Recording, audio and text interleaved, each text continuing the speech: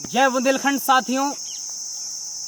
जैसा कि आप सभी को जानकारी होगी कि बक्सवाहा जो जंगल है जो कि बुंदेलखंड के क्षेत्र में पड़ता है, लेकिन अभी जो वर्तमान में मध्य प्रदेश के छतरपुर जिले के अंदर जो तहसील है, कस्बा क्षेत्र है जो जिसका नाम बक्सवाहा है, तो आपको जानकारी होगी कि सरकार इस पर 2005 से रिसर्च कर रही है, जो कि ऑस्ट्रेलिया की जो कंपनी थी उसने रिसर्च किया उस पर, और अनुमान लगाया जा रहा है कि वहाँ 3 करोड़ हीरे की जो मिलने की संभावना है, जिसके कारण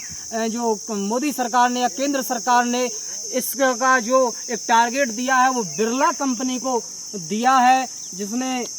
12 करोड़ हजार रुपए की जो मूल राशि सरकार को देने का वादा किया है, जिसमें 4000 करोड़ की समथिंग अभी पेड़ लगाने के लिए जो भी खर्चा वो मोदी सरकार को दे चुकी है। तो कुल मिलाकर मेरा कहने का मतलब सिर्फ इतना सा है कि क्या हम चंद पैसों के लिए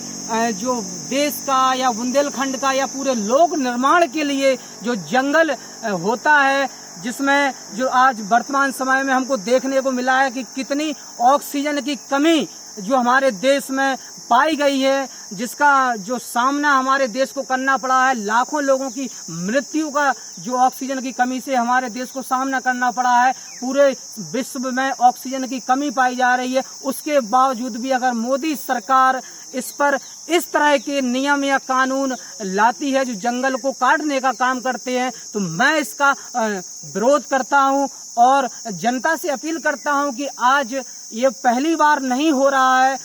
जो कि जंगल क्षेत्र होना चाहिए एक देश में तो 33% होना चाहिए, लेकिन वर्तमान की स्थिति देखकर अनुमान लगाया जा रहा है कि 24% मात्र जंगल का एरिया जो देश में हमारे बचा है। बुंदेलखंड क्षेत्र जिसमें हमारा सबसे पहले स्थान पर आता है जंगल के क्षेत्र में,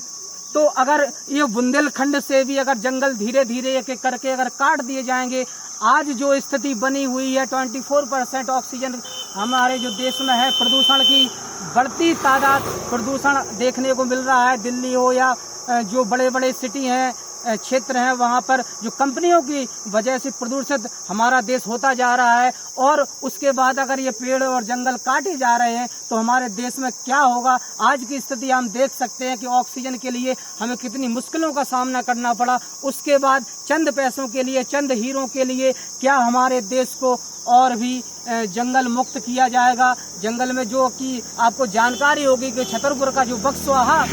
जंगल है उसमें 2,14,775 पेड़ काटे जाने का जो अनुमान एक लगाया जा रहा है, अनुमान भी है, और किसी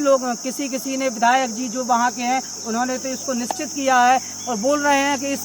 इससे विकास होगा। तो मुझे ये समझ में नहीं आता है कि इससे पहले पन्ना में जो हीरे निकाले गए या छतरपुर में इसके पहले भी ऐसी कई खदानें खोदी गई, तो उससे क्या विकास हुआ है ये देखकर वहाँ आप अंदाजा लगा सकते हैं। कोई विकास नहीं है। आज भी बुंदेलखंड पिछड़े प्रदेशों में आता है, पिछड़े क्षेत्रों में आता है। बुंदेलखंड एक गरीब जो क्षेत्र माना जाता है। क्या विकास हुआ है इसका, और इससे क्या हम अंदाजा लगा सकते हैं कि आने वाले समय में विकास होगा। सरकारें इन चंद पैसों के लिए पूरे बुंदेलखंड को उजाड़ने का काम कर रही हैं। मेरी सरकार से विनती है कि इस पर एक बार पुनर्विचार करें और इस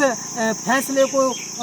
बदलें, क्योंकि ये फैसला जो आपका है ये देश हित में नहीं है, देश के अनहित में है, और सिर्फ देश के नहीं ये पूरे विश्व संसार के अनहित में है। एक पेड़ लगाने में कितना समय लगता है, उसके बाद उसको सींचने में, उसको बड़ा करने में सालें बीत जाती हैं। जो कि पीपल का पेड़ जो होता है तो कम से कम उसको 40 साल लगते हैं बढ़ने में, और जो ऑक्सीजन देता है, ऐसे कई औषधीय पेड़ उस जंगल में पाए जाते हैं। हजारों लाखों की तादाद में उस जंगल में पेड़ पाए जाते हैं। तो मेरा ये कहना है युवाओं से भी और हमारे देश के लोगों से भी कि इस पर पुनः विचार करें, आवाज उठाएं, और जो एक आंदोलन सेव ट्री सेव बक्सवाहा के नाम से एक हैशटैग चल रहा है, उसमें अपना समर्थन दें, वीडियो को शेयर करें और ज्यादा से ज्यादा इस पर आवाज उठाएं, पेड़ बचाएं, पेड़ लगाएं। जो सरकार इस पर मुहिम भी चलाती है, लेकिन क्या इस काटने से हमारे देश में क्या जो